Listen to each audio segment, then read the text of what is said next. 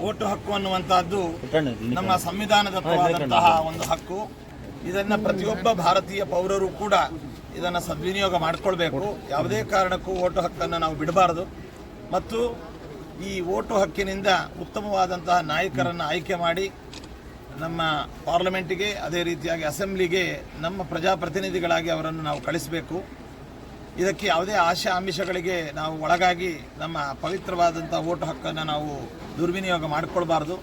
ಮತ್ತು ವೋಟು ಹಕ್ಕನ್ನು ಮಾಡದೆ ಚಲಾಯಿಸದಲೇ ನಾವು ಇರಬಾರ್ದು.